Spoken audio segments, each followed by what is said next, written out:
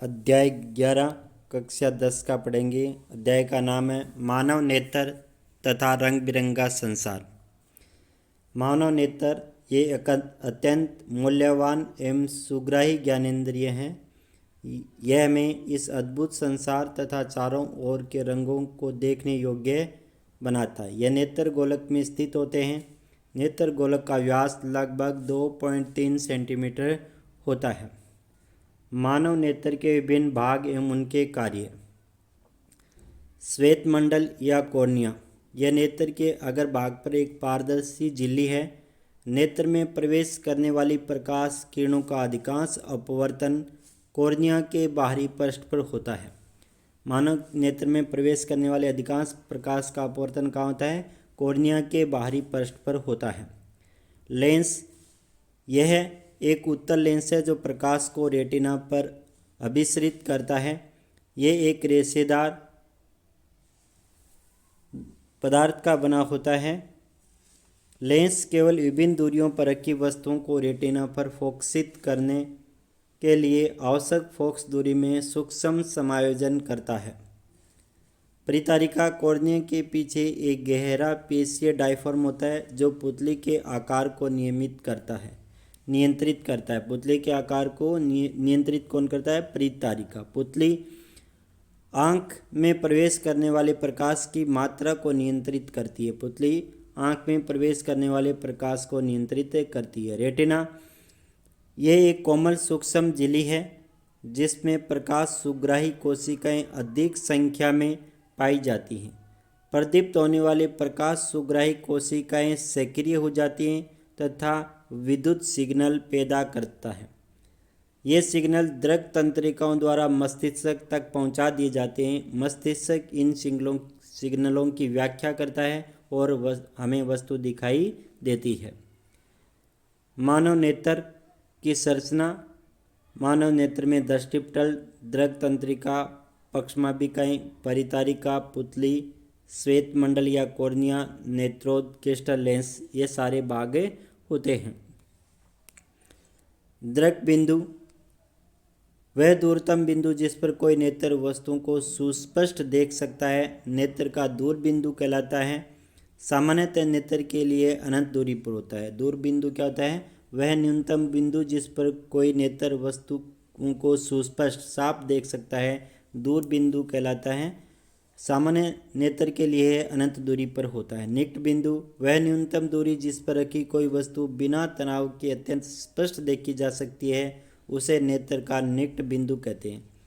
किसी सामान्य दृष्टि के कारण वयस्क के लिए निकट बिंदु आँख से लगभग 25 सेमी की दूरी पर होता है। सामान्य आँख के लिए निकट बिंदु 25 सेंटीमीटर होता है। इसे सुस्पष्ट दृष्टि की न्यूनतम दूरी भी कहते हैं। समंजन क्षमता, अभिनेत्र लेंस की वह क्षमता जिसके कारण वह अपनी फोकस दूरी को समायोजित कर लेता है, समंजन क्षमता कहलाती है। लेंस की वक्रता पक्षमापी पेशियों द्वारा नियंत्रित की जाती है। लेंस की वक्रता है पक्षमापी पेशियों द्वारा नियंत्रित की जाती है। पक्षमापी पेशियां स्थिर होती हैं तो लेंस पतला हो जाता है, फोकस दूरी बढ़ जाती है। पक्षांबीय पेशियां जब सिकुड़ती हैं तो लेंस मोटा हो जाता है, फोकस दूरी कम हो जाती है। तो पक्षांबीय पेशियां क्या करती हैं? लेंस की वक्रता पक्षमापी पेशियों द्वारा नियंत्रित होती है। तो क्या होती हैं? पेशियां अगर स्थिर होती हैं तो लेंस पतला हो जाता है और फोकस दूरी बढ़ जाती है। पक्षमापी पेशियां अगर सिकुड़ती हैं तो लेंस मोटा हो जाता है और फोकस दूरी कम हो जाती है। तो फोकस दूरी को नियंत्रित करती हैं पक्षमापी पेशियां।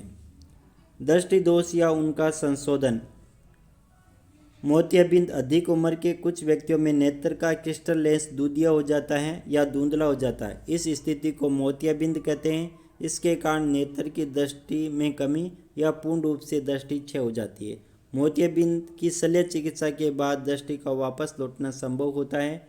निकट दृष्टि दोष, इस दोष में व्यक्ति निकट की रखी वस्तुओं को तो स्पष्ट देख सकता है परंतु दूर की वस्तुओं को सुस्पष्ट नहीं देख पाता है।